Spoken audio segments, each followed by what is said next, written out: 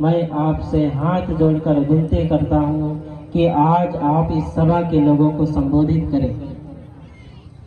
तो बाबा साहब डॉक्टर अंबेडकर जब बोलने के लिए खड़े होते हैं तो कुछ देर तक बाबा साहब कुछ बोल नहीं पा रहे। बाबा साहब बहुत भावुक हैं। बहुत मुश्किल से बाबा साहब जब अपने आप को शांत करते हैं तो बाबा साहब जब भाषण करते हैं बहुत जोर से बोलते हैं। आप सब लोग थोड़ी देर बैठ जाइए तो अच्छा होगा। बाबा साहब बैठ जाते हैं, बोलने लगते हैं।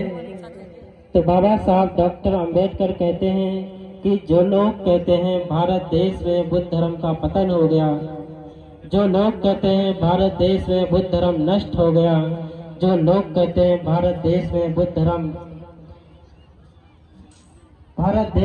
धर्म पूर्णतः खत्म होने की स्थिति में है, वहाँ के लोग भगवान बुद्ध के बारे में कुछ नहीं जानते।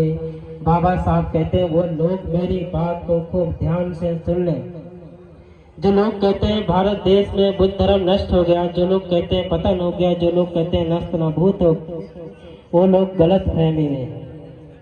बाबा साहब अपने भाषण में सबसे पहली बात कहते हैं जाओ देखो मेरे देश में जो तिरंगा लहरा रहा है वह मेरे देश का राष्ट्रीय ध्वज है और उस तिरंगे में भगवान उपदेश करने की, घोषणा करने की, उद्घोष करने की प्रतीक दे रहा है।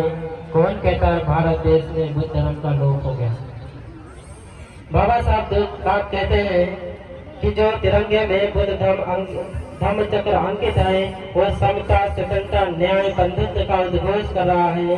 कौन कहता है भारत? बाबा साहब डॉक्टर अंबेडकर कहते हैं जाओ देखो मेरे देश की जो राष्ट्रीय मुद्रा है उस पर महान राजा सम्राट अशोक के द्वारा विरासत में दिया गया अशोक चिन्ह अंकित है।